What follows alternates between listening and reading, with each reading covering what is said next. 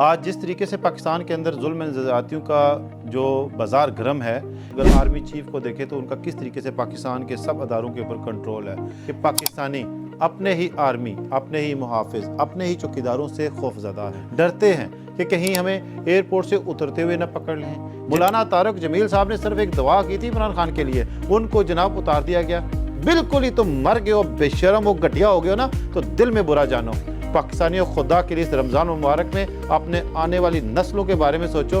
अगर से हैं हम आलम दीन बने हुए हैं मौलाना फजल रहमान की तरह, जिस तराजू में देखा वज़न है वहाँ छलांग मार दी है, कभी नवाज शरीफ के साथ, कभी मरीम नवाज के साथ, और कभी सरदारी के साथ, और कभी अपने प्यारे आसिम मुनीर के साथ। इमरान खान का जेल में होना और ना मिलने देना।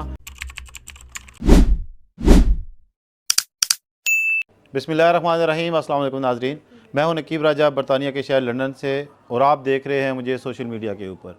आज जिस तरीके से पाकिस्तान के अंदर जुल्म ज़्यादतियों का जो बाज़ार गर्म है, इसके ऊपर हमें ओवरसीज़ पाकिस्तानी, यहाँ पे बींगा पाकिस्तानी शर्म आती है। जिस तरीके से जुल्म ज़्यादतियाँ पाकिस्तान में हो रही है, अगर आप अदलिया को देखें वहाँ क्या हाल है, अगर जमहूरियत को देखें तो वो किस तरीके से कर रही है, और अगर आर्मी चीफ को देखें तो उनका किस तरीके से पाकिस्तान के सब अदारों के ऊपर कंट्रोल है।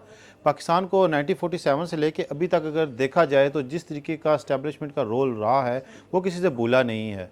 सबसे बड़ी बात यह है कि पाकिस्तानी जो ओवरसीज़ पाकिस्तानी हैं वो, और पाकिस्तान के अंदर रहने वाले लोग जिस तरीके से खौफ का शिकार हैं, इसको तो अपोजिशन जमातें और जिसके की मौजूदा जो हुकूमत है वो तो बड़े फ़ख्र से कह रही है कि हमने अपना सारा सिस्टम संभाल लिया है। लेकिन ये इंतहाई शर्म की बात है कि पाकिस्तानी अपने ही आर्मी, अपने ही मुहाफ़िज़, अपने ही चौकीदारों से खौफज़दा हैं, डरते हैं कि कहीं हमें एयरपोर्ट से उतरते हुए न पकड़ लें। जिनके बहन भाई पाकिस्तान में हैं वो इस बात से डरते हैं कि कोई चार दीवारी फैलांग के अंदर ना आ जाए। जिसका कारोबार है वो इस बात से डरता है कि हमारे कारोबार को बंद ना कर दें, क्योंकि अगर उन्होंने एक भी बात हक सच की कर दी तो उनके साथ जुल्म ज़्यादती की जाएगी। रमज़ानुल मुबारक के इस मौके पे जिसमें इंसान को ये तलकीन की जाती है कि अल्लाह से डरो और अल्लाह के आगे सजदा ज़ेर होकर उनसे इबादत करो ताकि आपके गुनाहों की माफ़ी मिले, इस माह रमज़ान में मैं जिस मसाजिद में जाके जिस मौलवी से बात करता हूँ कि खुदा के लिए कोई हक़ की बात करो, कोई हमारे प्यारे नबी की बात करो,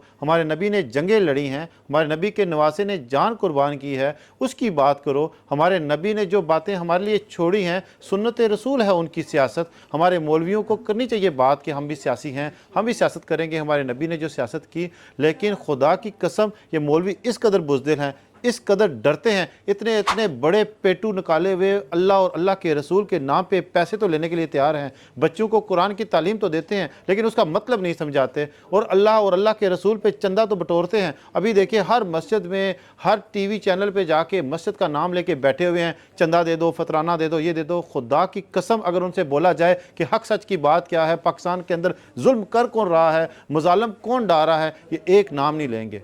बड़े बड़े पीर देख लें, बड़े बड़े आलम देख रहे हैं। मौलाना तारक जमील साहब ने सिर्फ एक दवा की थी इमरान खान के लिए, उनको जनाब उतार दिया गया, उनको खामोश करा दिया गया।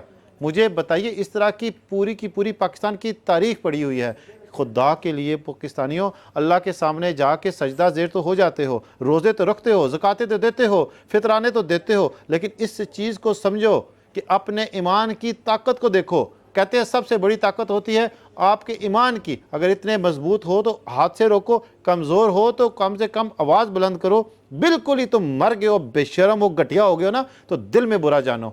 पाकिस्तानियों, खुदा के लिए इस रमज़ान मुबारक में अपने आने वाली नस्लों के बारे में सोचो। अगर तुम इस बात पे खुश हो कि हम अपनी खुशामदी में खुश हैं, अपनी मसाजिद में खुश हैं, अपने मदरसे हैं, हम आलम दीन बने हुए हैं मौलाना फजल रहमान की तरह, जिस तराजू में देखा वज़न है वहाँ छलांग मार दी, ऐसे नहीं चलेगा। हमें तब्दीली करनी होगी, हमें पाकिस्तान को मजबूत बनाना होगा। अगर बातें करने पे जाएं तो बेशुमार बातें हैं, लेकिन मैं मुख्तसर टाइम आपका लूँगा। मुझे पता है आपके पास इतना टाइम नहीं है कि आप मुझे सुन सकें, क्योंकि आप बहुत बिज़ी हैं, खुशामदियों में आप बहुत बिज़ी हैं अपने अपने स्टेटस को लगाने के लिए, कभी नवाज शरीफ के साथ, कभी मरीम नवाज़ के साथ, और कभी जरदारी के साथ, और कभी अपने प्यारे आसिम मुनीर के साथ।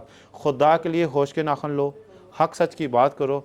इमरान खान का जेल में होना और ना मिलने देना, और इसी तरीके से कत्ले आम का करना, और पंजाब के अंदर जिस तरीके से 2200 के करीब लोगों की लाशें गिरा दी गई हैं किसी कानून के बग़ैर, پاکستانیوں ہمیں جاگنا ہوگا. کل یہیں پہ ہماری لاش ہوگی, کل یہیں پہ ہماری بہنوں کی لاشیں ہوں گی, یہیں پہ ہمارے بچوں کی لاشیں ہوں گی, لیکن کوئی بولنے والا نہیں ہوگا.